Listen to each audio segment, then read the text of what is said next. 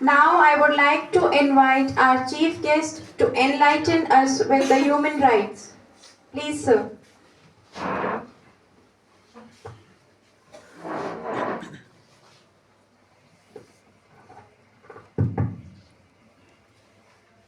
पंडित Deendayal Upadhyay university और जिला विधिक सेवा प्राधिकरण सीकर के संयुक्त तत्वाधान में मानवाधिकार एवं मौलिक अधिकार विषय पर आयोजित आज के इस सेमिनार में उपस्थित माननीय कुलपति महोदय, कुल सचिव महोदय, उप कुल सचिव महोदय, उपस्थित सभी रेस्पेक्टेड प्रोफेसर, एसोसिएट प्रोफेसर, शिक्षक और प्यारे स्टूडेंट्स, जैसा अभी सर ने आपको मानवाधिकारों की पृष्ठभूमि के संबंध में बहुत ही संक्षिप्त में अच्छी जानकारी दी, उसी क्रम में मैं अपनी बात को आगे रखना चाहता हूँ।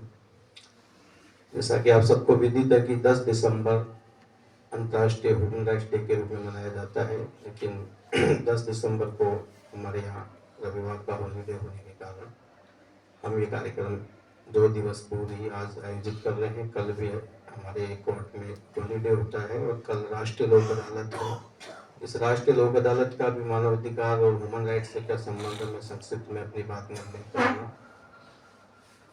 यहाँ जो भी विद्यार्थी बैठे हैं, मैं समझता हूँ सभी संक्षिप्त में सही मानवाधिकार और मानवाधिकार दिवस के महत्व से परिचित हैं।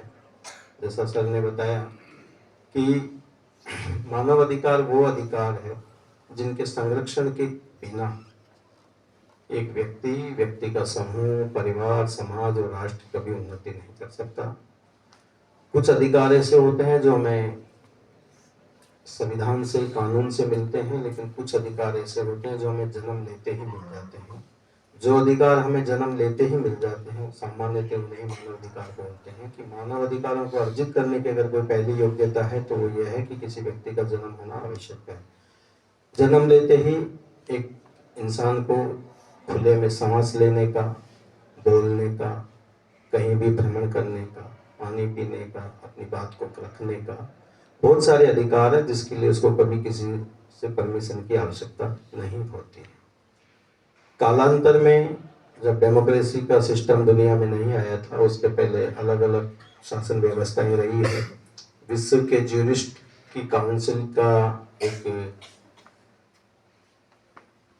पत्र प्रकाशित हुआ, उसमें 3 साल पहले एक निष्कर्ष आया था कि अब तक के जितने भी शोध या विधि शास्त्रियों ने जो खोज की है, उनका ये मानना हो सकता है कि लोकतंत्र से बेहतर भी कोई शासन व्यवस्था भविष्य में आ सकती है, लेकिन अब तक की जितनी भी शासन व्यवस्थाएं रही है उसमें लोकतंत्र से बेहतर कोई शासन व्यवस्था नहीं रही। लोकतंत्र का मानवाधिकार से इसलिए गहरा संबंध है कि लोकतंत्र की बुनियाद इंडिविजुअल पर टिकी हुई है। एक मत से चुनाव होते हैं, चुनाव में हर मत का महत्वपूर्ण है। चाहे सामान्य तौर पे राज्य या राज्य व्यवस्थाएं किसी व्यक्ति को नजरअंदाज कर दे, लेकिन चुनाव एक ऐसी प्रक्रिया है जिसके लिए उस मत को कंसीडर करना जरूरी है। सेम वैसे ही जब हम चुनाव के समय हर मत की महत्ता को मानते हैं, वैसे ही हर इंडिविजुअल के राइट्स को प्रोटेक्ट करना, उसके राइट्स की विवेचना करना, उसको जानना मानवाधिकारों के प्रति सजग होने का प्रतीक है। इतिहास की संक्षिप्त बात है जो आप सब जानते हैं कि सेकेंड वर्ल्ड वॉर के बाद में दुनिया में जब जिन लोगों ने अपनी ताकत के बलबूते पे इस दुनिया को द्वितीय विश्व युद्ध में झोंक दिया, और ये एक सार्वभौमिक सत्य है कि युद्ध के बाद शांति अनिवार्य होती है, तो उसके बाद में शांति की प्रक्रिया चली, संयुक्त राष्ट्र संघ की स्थापना हुई। तब ये पाया गया कि कहीं ना कहीं युद्ध जो हुआ है कहीं ना कहीं किसी असंतोष के कारण हुआ है। किसी राष्ट्र का संतोष हो सकता है, राष्ट्र के अंदर किसी वर्ग का संतोष हो सकता है।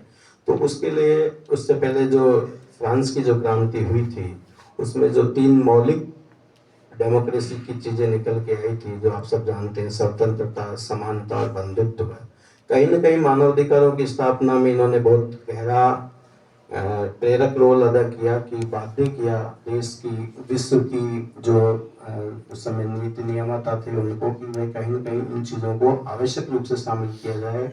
और 10 दिसंबर 1948 को संयुक्त राष्ट्र संघ की सामान्य सभा ने मानव अधिकारों की सार्वभौमिक घोषणा की, और न केवल घोषणा की, उसको स्वीकृत की। वो आज भी दुनिया के लिए सबसे बड़ा ह्यूमन राइट्स के डॉक्यूमेंट्स है। चूंकि भारत उसी काल में 47 में आज़ाद हुआ था, हमारा संविधान उस समय प्रक्रियाधीन था, निर्माण की प्रक्रिया में। अभी आप सबको पता है 26 नवंबर को हमने संविधान दिवस मनाया है। तो ये भी आपको पता है कि हम अपने कॉन्स्टिट्यूशन की जो प्रेम्बल पढ़ते हैं तो उसमें बोलते हैं कि हम आज दिनांक 26 नवंबर 1949 को इसको अंगीकृत और नियमित और आत्मर्पित करते हैं। तो कई बार ये भी सवाल आता है कि सर संविधान तो 26 नवंबर 1949 को ही बन गया था, फिर 26 जनवरी 1950 को लागू क्यों हुआ? तो वो चूंकि रेलिवेंट है इसलिए मैं कोई ज़्यादा इसमें पांडित्य प्रदर्शन ना समझे, सिर्फ मुझे अच्छा लग रहा है इसलिए बता रहा हूँ। क्योंकि आप सबको पता होगा कि हमने हमारे जो स्वतंत्रता संग्राम की लड़ाई चल रही थी उसमें हमारे स्वतंत्रता सेनानियों ने 1930 में, शायद मैं गलत ना हो तो 26 नवंबर के दिन ये घोषणा की थी कि हमें संपूर्ण स्वराज्य और संपूर्ण स्वतंत्रता चाहिए। तो उस दिन को यादगार बनाने के लिए हमने उस 26 जनवरी को संविधान को लागू किया।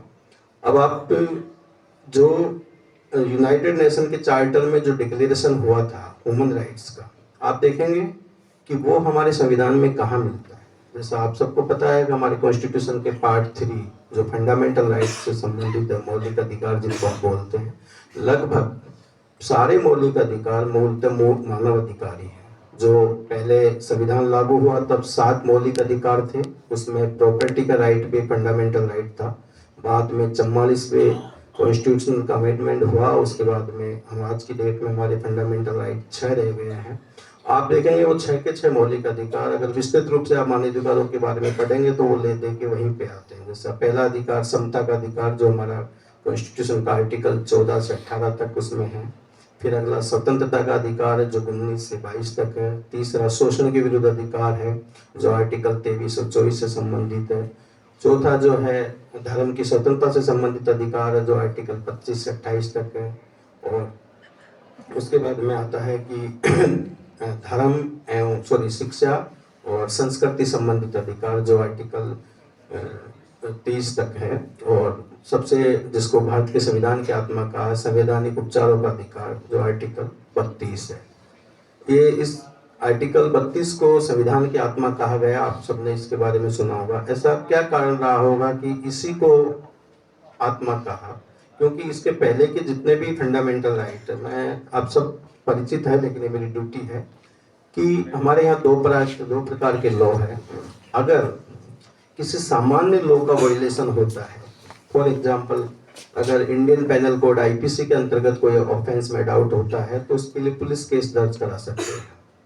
हम पुलिस थाने में जाएंगे और पुलिस केस होगा, पुलिस इन्वेस्टिगेशन करेगी। After investigation police chargesheet file करेगी, कोर्ट में ट्रायल होगा, एक्यूज पे ट्रायल चलेगा, उसके बाद में उसका एक्यूटल या डिस्चार्ज जो भी होगा वो अलग बात। लेकिन कुछ से ऐसे राइट हैं जिसमें मेनली फंडामेंटल राइट्स हैं।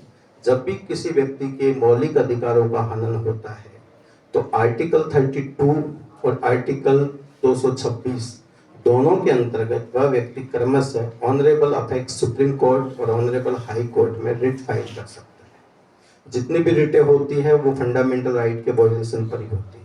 आपने कई बार समाचार पत्रों में पढ़ा होगा, कुछ स्टूडेंट्स किसी परीक्षा में असफल हो जाने के बाद में या किसी प्रतियोगी परीक्षा में उसके कम मार्क्स आ जाने के कारण या किसी भी विषय पर रिट फाइल करते हैं तो उनके जो एडवोकेट होते हैं वो उनके मैटर को कहीं ना कहीं घुमा फिरा के फंडामेंटल राइट के दायरे में लाते हैं, तब जाके वो रिट एडमिट होती है और उस पर ऑनरेबल हाई कोर्ट और सुप्रीम कोर्ट ऑर्डर करते हैं। इसी क्रम में जब चूंकि मानवाधिकार आयोग संयुक्त राष्ट्र संघ ने मानवाधिकारों की उद्घोषणा कर दी और भारत चूंकि यूनाइटेड नेशन का एक सदस्य राष्ट्र है, तो जब हम आज़ाद हुए, संविधान लागू हुआ तो उस पर हमारे यहाँ भी विचार करना बहुत ज़रूरी था। और बहुत देर से, दुनिया की तुलना में बहुत देर से, लगभग 1993 में मानव अधिकार संरक्षण अधिनियम भारत की पार्लियामेंट ने पारित किया। उसके बाद में 12 अक्टूबर 1993 को राष्ट्रीय मानवाधिकार आयोग की स्थापना हुई जिसका मुख्यालय दिल्ली में है। और उसी क्रम में हर स्टेट के राज्य मानवाधिकार आयोग बने जो प्रतिवर्ष अपने संबंधित गवर्नमेंट को रिपोर्ट पेश करते हैं, जैसे राष्ट्रीय मानवाधिकार आयोग सिर्फ अपनी भारत सरकार को रिपोर्ट पेश करता है, राजस्थान राज्य मानवाधिकार आयोग राज्य सरकार को रिपोर्ट पेश करता है। और इन रिपोर्टों का महत्व इसलिए होता है, आप सबने देखा होगा कि सितंबर माह में हर साल यूनाइटेड नेशंस का जो इजलास होता है, उसमें हर देश की ह्यूमन राइट्स की रिपोर्ट पे यूनाइटेड नेशंस वॉच करता है। और कई बार आपने देखा होगा कि मानवाधिकारों के उल्लंघन के मामले में कई बार अपने ऊपर कई शक्तिशाली देशों की टिप्पणियां भी आती है। ये अलग बात है कि कई बार मानवाधिकार भी इंटरनेशनल लेवल पे पॉलिटिक्स का एक इंटरनेशनल पॉलिटिक्स में टूल्स के रूप में यूज होता है, लेकिन हम उसके अंधेरे पक्ष पे ना जाके हमारी ड्यूटी है कि क्या हम सही मायने में एक अथॉरिटी होते हुए, हम एक डेमोक्रेटिक रिपब्लिक होते हुए अपने नागरिकों के मूल अधिकारों का या मानव अधिकारों का हनन होने से रोक रहे हैं या उनको प्रोटेक्ट कर पा रहे हैं। तो चूंकि हमारे संविधान ने फंडामेंटल राइट्स में सभी मानवाधिकारों को शामिल किया है और लोगों को ये अधिकार दिए हैं कि व्यक्तिगत स्वतंत्रता, जीवन जीने का अधिकार, समता का अधिकार, इसमें सब कुछ कवर हो जाता है। उसके बावजूद भी चूंकि ये एक आइडियल बात है, लेकिन प्रैक्टिकल बात है क्योंकि हम दुनिया की सबसे लार्जेस्ट डेमोक्रेसी है और अमेरिका सबसे ओल्डेस्ट डेमोक्रेसी है, उसको 450 वर्ष हो गए, हमें 75 वर्ष हुए हैं। तो अगर ऐसे तुलना करेंगे तो अभी हम अपने शैशव काल में हैं। उसके बावजूद हमने अपने उपलब्ध संसाधनों से, इस देश ने अपनी इतनी डाइवर्सिटी, इतनी पॉपुलेशन के होते हुए भी कुछ लक्ष्यों को निश्चित रूप से अर्जित किया है। जो शेष रह गए हैं उनको अर्जित करने के लिए पूरी गवर्नेंस सिस्टम उसको प्रयासरत है। उसमें आप और मैं सब शामिल हैं, क्योंकि हमारा कॉन्स्टिट्यूशन, आपने पढ़ा होगा, कानून के यहाँ स्टूडेंट्स होंगे वो इस चीज़ को अच्छी तरह जानते हैं कि कानून एक ऐसा सब्जेक्ट है जिसमें कोई फुल स्टॉप, कोमा, डॉट बिना बात के नहीं आता। कॉन्स्टिट्यूशन का जो पहला वर्ड है वो बोलता है we the people of India. आपने देखा होगा वी के बाद में कोमा है, उसके बाद में द पीपल ऑफ इंडिया। वो कंटिन्यू भी कर सकते थे we the people of India.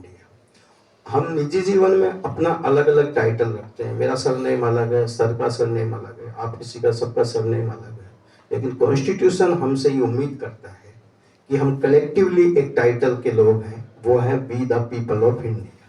तो we the people of India में भी वी का भाव हमारे अंदर पहला आना चाहिए। हम का भाव आएगा जब मेरे अंदर हम का भाव आएगा और मुझे पता लगेगा कि आप और मैं अलग नहीं है, हम इंडिविजुअल कैपेसिटी अलग है लेकिन गवर्नेंस में हम हैं। तो मैं जब न्याय करता हूँ तो मेरे अंदर किसी भी प्रकार का बाइस नहीं हो सकता। चाहे मैं कलेक्टर हूँ तो भी मुझे ये उदाहरण कॉन्स्टिट्यूशन ने की, अलग बात है हम प्रैक्टिकल में क्या कर रहे हैं, लेकिन संविधान हमसे अपेक्षा करता है एक नागरिक के तौर पे भी और एक जिम्मेदार पद के तौर पे भी कि मेरे सामने आने वाला हर व्यक्ति वो मेरे भारत का नागरिक है। इसीलिए जब कोई भी बड़ी और सेरेमनी होती है, आप सबने पढ़ा होगा कि मैं ईश्वर के नाम पे या संविधान के नाम पे शपथ लेता हूँ कि भारतीय संविधान की ये बनाए रखूंगा। तो भारतीय संविधान की बनाए रखूंगा मैं, ये पैरम्बल है सबसे ऊपर। ये जो भाव है we the people of India का, ये भाव उसमें होना चाहिए। उसके बाद में उन्होंने और सारी बातें कही है। अगर आप उसके ऑब्जेक्ट में जाएंगे तो वो कहते हैं कि इसके समस्त नागरिकों को सामाजिक, आर्थिक, राजनीतिक न्याय, विचार, अभिव्यक्ति, विश्वास, धर्म और उपासना की स्वतंत्रता, प्रतिष्ठा और अवसर की समता। आप इसका देखें तो देखो, इसमें देखना पहला आया ऑब्जेक्ट जस्टिस, पहले न्याय की बात करी, उसके बाद स्वतंत्रता की बात करी, उसके बाद समता की बात करी। ये उल्टा भी हो सकता था। आप ये भी कभी सोचना कि ये समता ऊपर क्यों नहीं आई, स्वतंत्रता ऊपर क्यों नहीं आई, न्याय ऊपर क्यों आया है।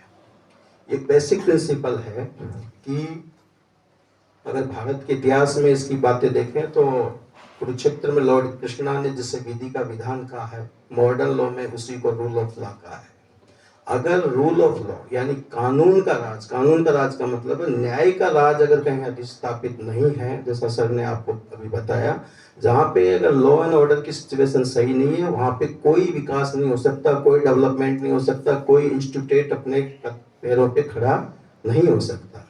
न्याय एक ऐसी तत्व कह सकते हो, फॉर एग्जाम्पल कुछ टाइम के लिए मुझे कोई हेल्थ का इशू क्रिएट हो जाता है तो मुझे ये कहा जा सकता है कि सर थोड़ी देर आप वेट करें, डॉक्टर को बुला रहे हैं, एम्बुलेंस आ रही है, मुझे कुछ कहा जा सकता है, मैं उसको स्वीकार करूँगा। कोई बच्चा स्कूल जाने से एक दिन के लिए वंचित रह गया या उस शासन की नॉलेज में आया कि इसके पढ़ नहीं रहा है, जबकि आपको पता है आर्टिकल 21 में ए में अमेंडमेंट करके 4 से और 14 वर्ष तक के बच्चे की, जो 6 से 14 वर्ष तक के बच्चे की एजुकेशन फंडामेंटल राइट में आ गई।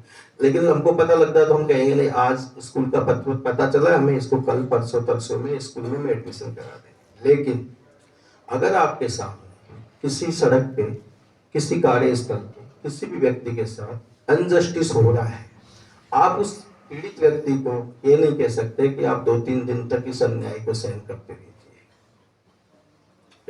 संभव है ये? क्यों नहीं? क्योंकि जस्टिस अगर नहीं मिला तो अनजस्टिस से असंतोष डेवलप होगा, और असंतोष डेवलप होगा तो आपकी जो स्वतंत्रता और समता है ना, वो खतरे में पड़ेगी सबकी। इसलिए न्याय की स्थापना पहले है, और दुनिया में जो डेमोक्रेसी कंट्रीज है जहाँ का कॉन्स्टिट्यूशन है, आप समान रूप से पाओगे कि उनका पहला ऑब्जेक्ट जस्टिस है, और उसी ही जस्टिस की स्थापना के लिए ह्यूमन राइट्स है। क्योंकि ह्यूमन राइट्स का वॉयलेशन होगा तो अनजस्टिस होगा। बात को आप कैसे भी घुमा के देखिए, फंडामेंटल राइट का वॉयलेशन होगा तो किसी के साथ अनजस्टिस होगा। तो पहले न्याय की स्थापना होगी, और न्याय की स्थापना विधि के द्वारा स्थापित होगी। तो विधि का जब शासन होगा तब कोई इंडिविजुअल मतलब मनमानी नहीं कर सकता। इसीलिए आर्टिकल 14 में विधि के समक्ष समता का जो अधिकार है, भारत के अंदर आपने पढ़ा होगा, डेमोक्रेसी के अंदर 3 पिलर आप जानते हैं, ब्यूरोक्रेसी, लेजिस्लेचर, जुडिशरी। दुनिया के हर लोकतांत्रिक देश में जुडिशरी फ्री होती है। फ्री का मतलब ये नहीं है कि वो निरंकुश नहीं हो सकती, उच्छृंखल भी नहीं हो सकती, लेकिन न्यायपालिका विधि से बंधी हुई है। न्यायपालिका कार्यपालिका और विधायिका से बंधी नहीं हुई है। यहाँ जो विद्यार्थी भविष्य में जज बनना चाहते हैं या विधि के क्षेत्र में जाना चाहते हैं, उनके लिए बताने की बात है, बड़े गर्व की बात है कि देश का प्राइम मिनिस्टर भी किसी जज का ट्रांसफर नहीं कर सकता। और अगर ऐसा होता तो आपके पड़ोसी राज्य के एक बहुत बड़े मुख्यमंत्री 10 साल से जेल में नहीं होते। उत्तर भारत के एक बहुत बड़े राज्य के मुख्यमंत्री जेल में रह के नहीं आते। भारत के 3 प्रधानमंत्रियों को ऑनरेबल सुप्रीम कोर्ट में नहीं जाना पड़ता। ये क्यों है? क्योंकि विधि के समक्ष समता है। उसने इंडिविजुअल कैपेसिटी में कोई ऑफेंस किया है तो वो फेस करेगा, और वो जज भी होगा तो भी करेगा। तो ये बहुत बड़ी चीज है। विधि के समक्ष समता का जो सिद्धांत है, ये भी फंडामेंटल राइट्स का ही पार्ट है, और न्याय को सबसे ऊपर इसलिए भी रखा है। मैं एक कोर्ट के उदाहरण से आपको समझाना चाहूंगा। फॉर एग्जाम्पल, आपने देखा होगा कि ये व्यवस्था है हमारे देश के संविधान में कि निर्धारित विधिक प्रक्रिया को अपनाए बिना किसी भी व्यक्ति के फंडामेंटल राइट्स को सस्पेंड नहीं किया जा सकता। ये आप सब जानते हैं। अब आप सोचो कि जब किसी के फंडामेंटल राइट्स को सस्पेंड करेंगे तो डेफिनेटली उसकी स्वतंत्रता बाधित होगी ना। लेकिन फिर भी ये क्लोज क्यों जोड़ा गया? अब आप समझेंगे इस चीज को। ए के साथ बी ने कोई अपराध किया, दोनों ह्यूमन बीइंग है। बी को पुलिस अरेस्ट करेगी और मेरी कोर्ट में पेश करेगी। पुलिस कहेगी सब इस बी ने ए का मर्डर किया था या उसके ऊपर हमला किया था, इससे कुछ हथियार बरामद हुए हैं, इसमें और भी लोग इन्वॉल्व हो सकते हैं, इन्होंने कहाँ कहाँ जाके इस साजिश को अंजाम दिया, हमको इनसे 3 दिन का पुलिस रिमांड लेके पूछताछ करनी है। मैजिस्ट्रेट उसको पावर देता है कि इसको 3 दिन के लिए आप पुलिस कस्टडी में। पूरे कॉन्स्टिट्यूशन में किसी भी पोस्ट को ऑनरेबल राष्ट्रपति को भी पावर नहीं कि किसी व्यक्ति के फंडामेंटल राइट को सस्पेंड कर दे, सिवाय मैजिस्ट्रेट और जज। कोई व्यक्ति जेल में जाता है या थाने में रहता है तो उसके फंडामेंटल राइट का उपयोग नहीं कर सकता ना। फंडामेंटल राइट में ये भी शामिल है कि मैं जहाँ चाहूँगा वहाँ आऊँगा जाऊँगा, लेकिन आप नहीं जा सकते, उस 4 दीवारी कैद में ही रहना पड़ेगा।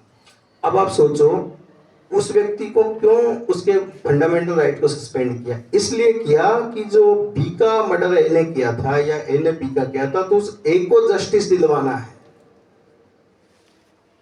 आप समझ गए?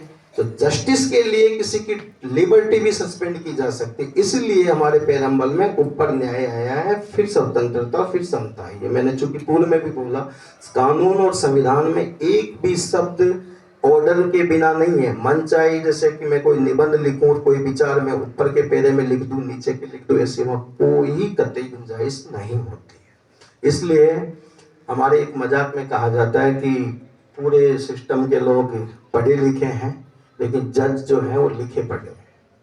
जो लेजिस्लेचर ने लिख दिया कॉन्स्टिट्यूशन में या संविधान में, हमें उसी को पढ़ना है। मेरी निजी जानकारी में कितनी चीजें हो, मैं सिक्कत से पहले जयपुर महानगर का मुख्य न्यायिक मजिस्ट्रेट रहा हूँ। लगभग 120 पुलिस थाने, 4 एसपी, कमिश्नर और बहुत राजस्थान की राजधानी थी। इतने सारे केस आए हैं। राजस्थान के कुछ चर्चित केस हैं जिनको जजमेंट किया, जिनको मैं चूंकि प्रोटोकॉल की वजह से घोषित या बोल नहीं सकता, लेकिन मैं एक बात इसलिए कहना चाह रहा हूँ कि कई बार हमारी निजी जानकारी में ये होता है सर कि ये बात ऐसे नहीं है। हमें निजी तौर पे पता होता है, लेकिन चूंकि उस फाइल में जो एविडेंस है, जो गवाह ने कहा है, हमें जजमेंट उसी के आधार पे देना है।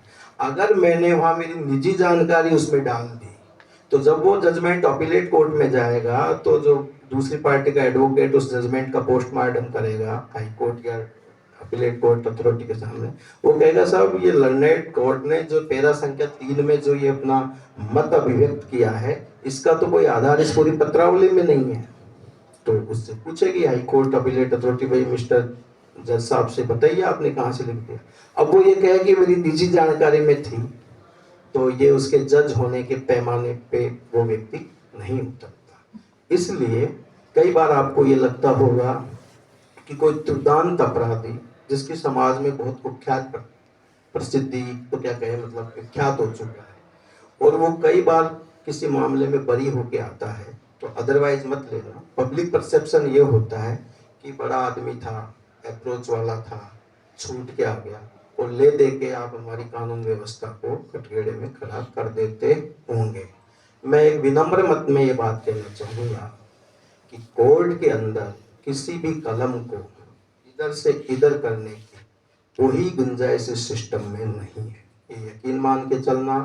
मैं 2 साल राजस्थान प्रशासनिक सेवा का अधिकारी भी रहा हूँ और 15 साल से जज रहा हूँ, और दोनों राज्य के फेज को देख के देखा है। अगर कोई जज अपनी मर्जी से खुद कुछ गलत करना चाहे वो अलग बात है, लेकिन कोई ऐसी व्यवस्था या कोई ताकत नहीं है जो आपको विवश कर दे कि आप ऐसा कर दीजिए।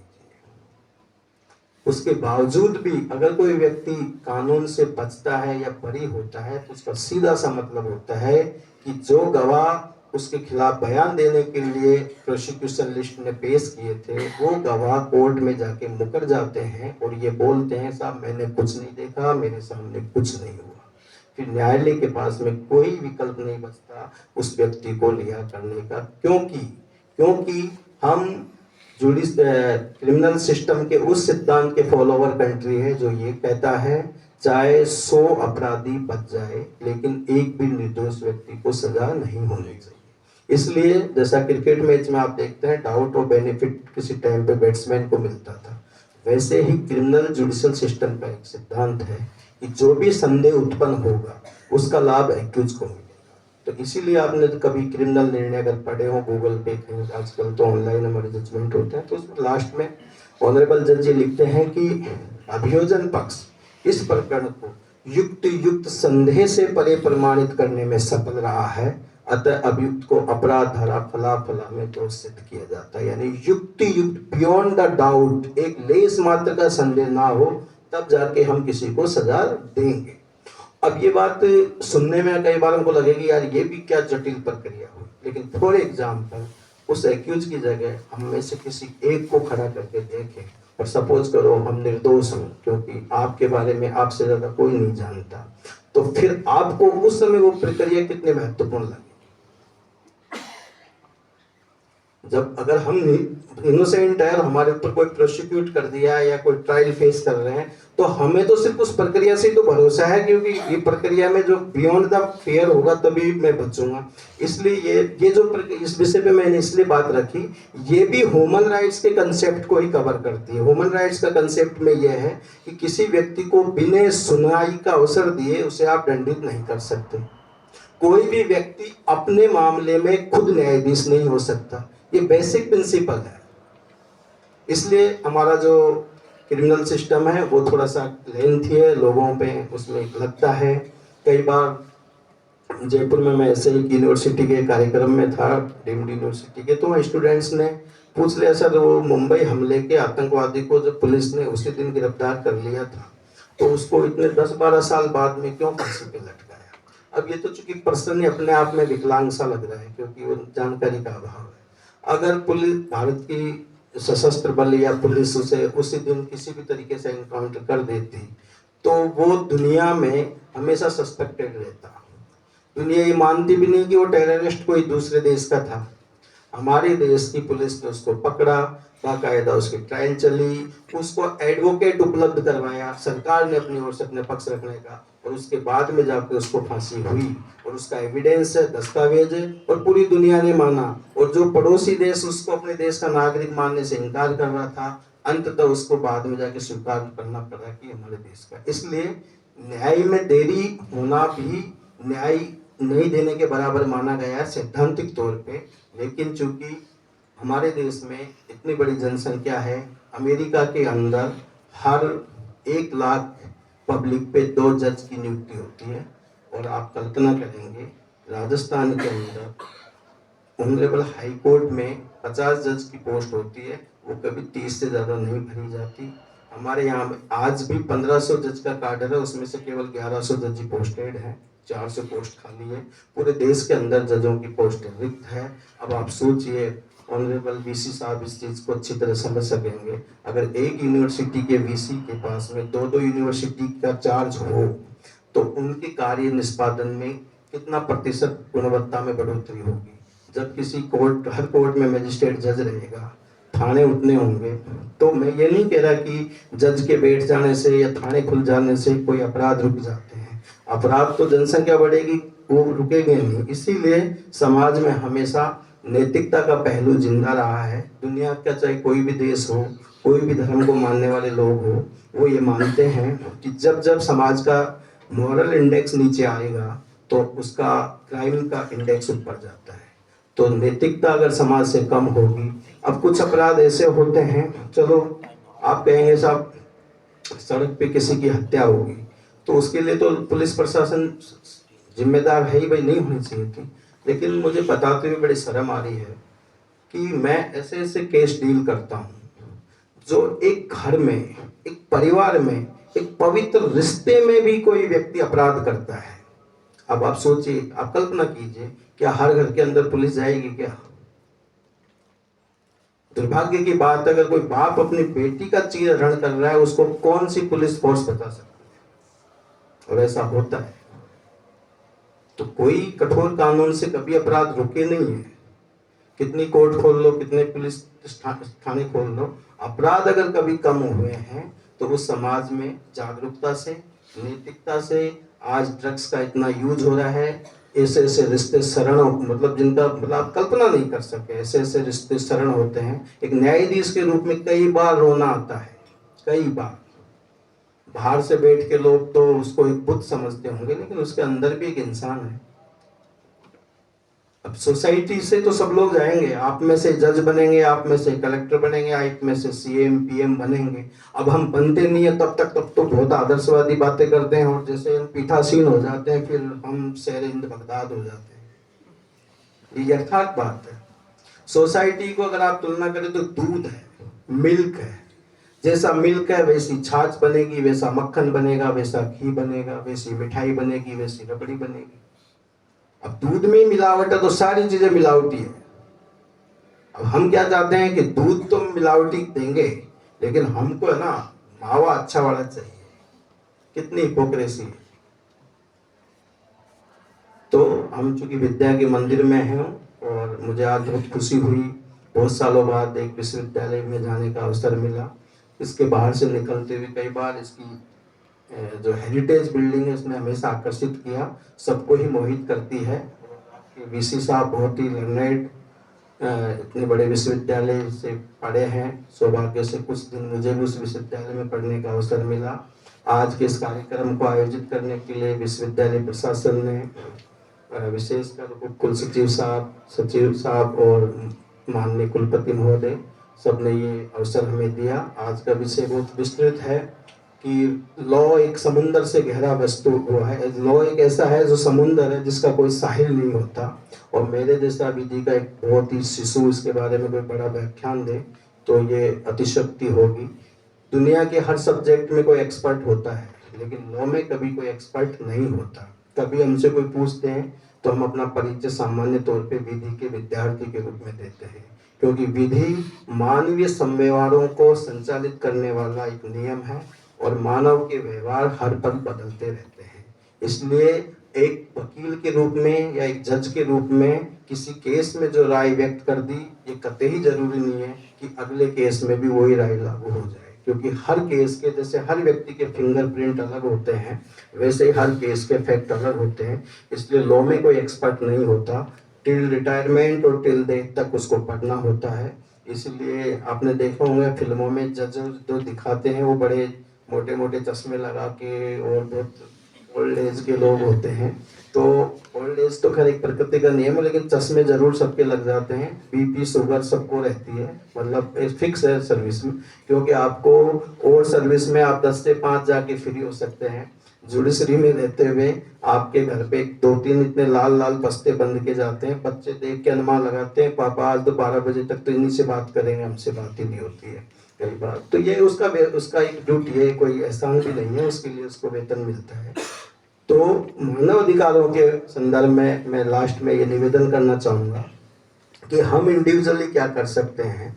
हम ये कर सकते हैं, कहीं भी किसी व्यक्ति के ह्यूमन राइट्स का वायलेशन हुआ, जैसे एक तो मेरी ड्यूटी थी कि जिला विधिक सेवा प्राधिकरण क्या चीज़ है। हमारे कॉन्स्टिट्यूशन में आर्टिकल 39A है, जो राज्य के नीति निर्देशक तत्व पार्ट 4 है, उसमें लिखा समान न्याय और विधिक सहायता। मतलब हर व्यक्ति को न्याय प्राप्त करने का समान अधिकार है। ऐसा कतई नहीं है कि कोई बड़े पद का है उसको पहले न्याय दे या कोई बेचारा बिना पद का उसको न्याय ना दे। तो इस कंसेप्ट को लागू करने के लिए हमारे पास में कोई सिस्टम नहीं था 1987 के पहले तक। कानून क्या उम्मीद करता है? कानून ये उम्मीद करता है कि सर अच्छी तरह जानते हैं कि विधि की भूल क्षम्य नहीं होती, तथ्य की भूल क्षम्य हो सकती है। फॉर एग्जाम्पल, मुझे इस यूनिवर्सिटी में आना था, अब इसका रास्ता मुझे मालूम नहीं हो तो मैं पूछ सकता हूँ, तो ये तथ्य की भूल है। लेकिन अगर मुझे यही मालूम ना हो कि कोई पंडित दीनदयाल उपाध्याय यूनिवर्सिटी सीकर में है भी कि नहीं, तो ये विधि की भूल अगर क्षम्य नहीं। इसीलिए कोई व्यक्ति के खिलाफ जब कोई केस चलता है तो कोर्ट में जाके तर्क नहीं दे सकता, साहब मुझे ये पता नहीं था, मेरे तलवार मारने से बी मर जाएगा और मरने के बाद मुझे मौत की सजा हो जाएगी। ये तर्क कोई व्यक्ति कोर्ट में नहीं दे सकता। तो अब देखिए दुर्भाग्य की बात, 1987 तक ये व्यवस्था चलती रही। कोर्ट और कानून तो अपनी जगह कायम था कि भाई आपको पता होना चाहिए। अब आप देखिए आजादी के समय जिस देश की रेगुलर साक्षरता दर लगभग 0.7% थी, उस देश के नागरिकों से आप कैसे उम्मीद कर सकते हैं कि वो विधिक रूप से इतने जागरूक हो, सारे कानून जानेगा? कौन जान सकता है?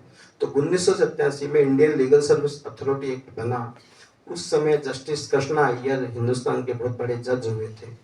तो उन्होंने ऑनरेबल सुप्रीम कोर्ट की ओर से सेंट्रल गवर्नमेंट को डायरेक्शन दिया। सेंट्रल गवर्नमेंट ने कहा साहब हमारे पास इतना रिसोर्सेस नहीं है, बजट नहीं है कि हम अलग से कोई विभाग खोलें जो लोगों को कानूनी जानकारी दे। तो ऑनरेबल ने कहा कि आप एक कानून तो बनाइए, फिर देखेंगे। तो उन्होंने एक कानून बनाया, तो उसके अंदर 4 व्यवस्थाएं की है। राष्ट्रीय विधिक सेवा प्राधिकरण, जिसको नेशनल लीगल सर्विस अथॉरिटी बोलते हैं, वो दिल्ली में सुप्रीम कोर्ट में उसका ऑफिस है। और सुप्रीम कोर्ट के जो ऑनरेबल चीफ जस्टिस हैं, उनके बाद में जो सेकंड नंबर के जज होते हैं वो उसके राष्ट्रीय अध्यक्ष होते हैं। ऐसे हर राज्य में राज्य विधिक सेवा प्राधिकरण है, वहाँ पे भी जो उस स्टेट के जो चीफ जस्टिस होते हैं उनके बाद में सेकंड नंबर के जज उसके अध्यक्ष होते हैं। वैसे ही हर जिले में जिला विधिक सेवा प्राधिकरण है, और उस जिले के जो प्रिंसिपल डिस्ट्रिक्ट जज होते हैं वो उसके अध्यक्ष होते हैं। तो चूंकि प्रिंसिपल डिस्ट्रिक्ट जज साहब के पास पूरे जिले का न्यायिक प्रशासन का काम होता है, तो वहाँ पे एक्चुअल काम करने के लिए एक पोस्ट होती है सचिव की। उस पोस्ट पे एडिशनल डिस्ट्रिक्ट जज के रूप में मैं सीकर जिले में सेवा दे रहा हूँ। और इससे भी नीचे एक होती है तालुका विधिक सेवा समिति, जो हर जगह पे जहाँ जहाँ कोर्ट है वहाँ पे है, जैसे फतेहपुर, रींगस, इनका थाना, लक्ष्मणगढ़, दाता रामगढ़, सब जगह तालुका विधिक सेवा समिति। अब आप सोचेंगे सर ये करते क्या है? ये करते हैं कि आर्टिकल 39A में जो डायरेक्शन है उसको पालना करते हैं। जैसे कि उदाहरण के लिए सीकर में एक ट्रक जा रहा था, वो तमिलनाडु का था, उससे कोई एक्सीडेंट हो गया, पुलिस ने उस व्यक्ति को, ड्राइवर को अरेस्ट कर लिया। अब चूंकि वो तमिल भाषा के अलावा कोई भाषा नहीं जानता, पुलिस ने अरेस्ट कर लिया। उस व्यक्ति का ये संवैधानिक अधिकार है, आप सबको भी मालूम होना चाहिए। कोई भी व्यक्ति किसी भी मामले में अगर पुलिस द्वारा गिरफ्तार किया जाता है तो गिरफ्तारी के टाइम से 24 घंटे के अंदर अंदर उसको संबंधित मजिस्ट्रेट के यहाँ पेश किया जाना पुलिस के लिए मैंडेट प्रोविजन है। तो अब वो पुलिस उसको लेगी कोर्ट में। कोर्ट की ये ड्यूटी बनती है, जैसे हमारे सामने कोई मुलजिम आएंगे, उससे पूछेंगे भाई आपको कुछ कहना है। अब मैंने कहा, उस तमिल से बोला कि भाई कुछ कहना है, तो वो तो उसकी भाषा में बोलेगा अन्ना चन्ना बिल्ले, जो भी उसकी भाषा होगी। तो अब उसके साथ वो ये आर्टिकल 39 तो फिर कुछ काम नहीं आ रहा ना उसके लिए।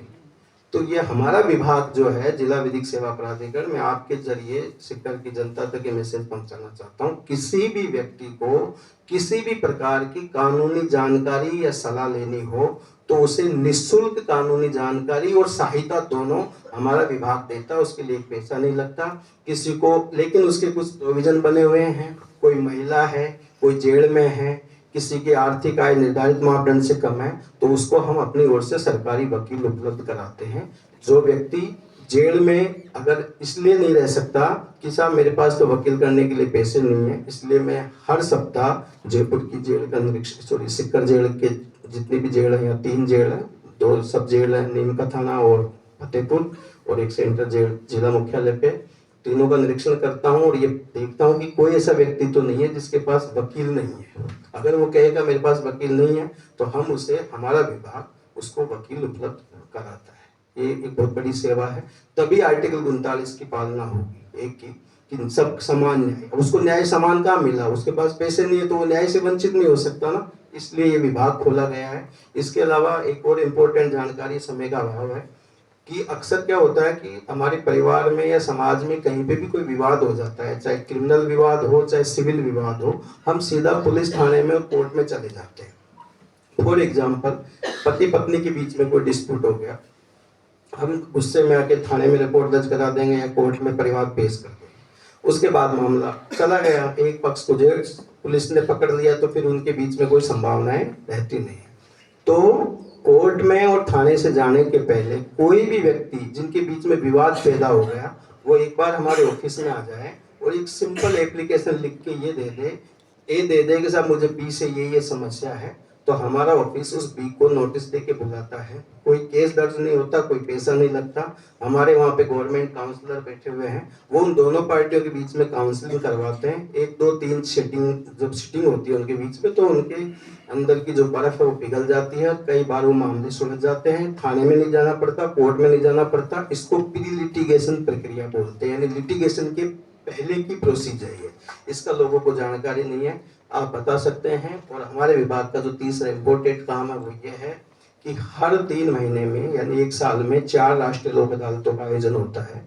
कल राष्ट्रीय लोक अदालत है, तो जिन पक्षकारों के मामले कोर्ट में जा चुके, अब जाने के बाद उनके अंदर ये सहमति बनेगी, यार अपने को 10 साल हो गए 15 साल हो गए क्यों लड़ते हैं, तो वो चाहे तो उस केस में राजीनामा कर सकते हैं। तो उस राजीनामे की अपॉर्चुनिटी उनको देने का काम भी हमारे विभाग का है। तो कल राष्ट्रीय लोक अदालत है, उसमें आपने अखबार में पढ़ा होगा कई बार कि कुछ कोई पति पत्नी कई सालों से अलग अलग रह रहे थे, फिर उनकी लोक अदालत में सहमति हुई और वो अपने घर वापसी हो गई।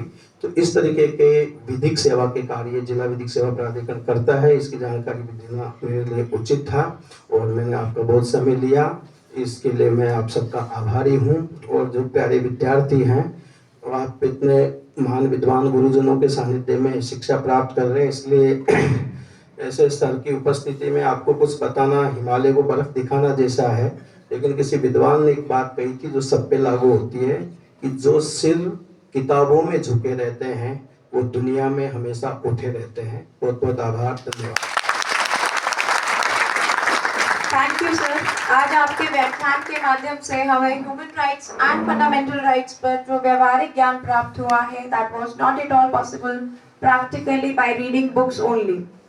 आपकी व्यस्त दिनचर्या का अनुमान हम भली भांति लगा सकते हैं और इस तथ्य के मद्देनजर रखते हुए हम आपको तहे दिल से शुक्रिया करते हैं कि आपने अपना मूल्यवान समय हमें दिया. Thank you once again. Now it's time to invite our VC sir to share his valuable thoughts on human rights with us. Sir, please.